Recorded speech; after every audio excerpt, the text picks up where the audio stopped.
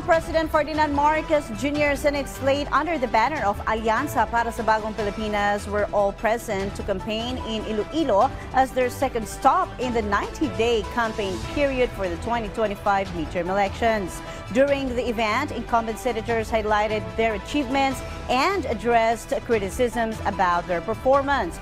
They also outlined their plans if re-elected and proposed measures to alleviate challenges faced by citizens and issues in the West Philippine Sea. Re-electionist senators pledged to oversee taxpayer funds diligently and to strengthen small businesses. Meanwhile, first-time senatorial candidates advocated for programs benefiting solo parents and single mothers. Despite their millennial status, they emphasized their notable accomplishments. Other senatorial aspirants from the coalition also shared their local government achievements and detailed their plans if elected in 2025. Ako daw ay budots lang sa Senado, budots lang. Totoo po yan. Ang inyong lingkod ay nagbudots. Nagbudots, nag-file ng 2,000 na panukalang batas at nakapagpasa ng 343 batas na ngayon na napapakinabangan natin. Pinaglalaban ko din ang universal, pantay-pantay nga minimum wage. Dapat pare-pareho, Manila, Iloilo, Ilocos. Ako po ay nakapagsumiti ng panukalang batas na may gate na 900 na batas. At nakapasa na po ako na may gate na 100 na batas. Para bumaba yung kuryente, alisin natin yung 12% BAT. Sumasakit ang lalamunan ko dyan sa BAT.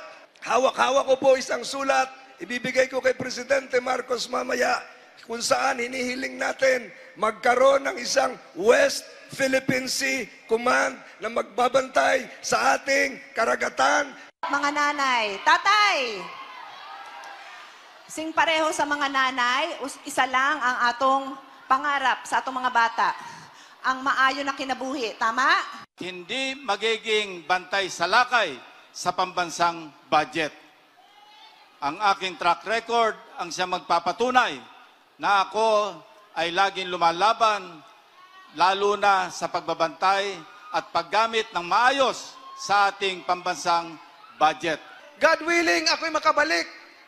Ako'y makabalik sa Senado. Sisiguraduhin ko na magkaroon ng funding, budget, itong tinatawag nating sustainable livelihood program para sa mga Pilipino nang sa gayon, mapalakas natin ang small, medium enterprises. Pag-iisahin ko ang Dangerous Drugs Board at saka ang Philippine Drug Enforcement Agency, gagawin nating Presidential Drug Enforcement Authority na kung saan haharapin diretso ang problema sa prosecution, problema sa enforcement, at problema sa prevention at rehabilitation, hindi sabog. Malapit na susustentuhan ng ex ninyo ang mga anak ninyo dahil nagpanukala po tayo ng batas sa Kongreso na pag hindi nagsustento si ex ninyo, kulong ang aabutin niya. Ako po ay isang ina, isang millennial na leader.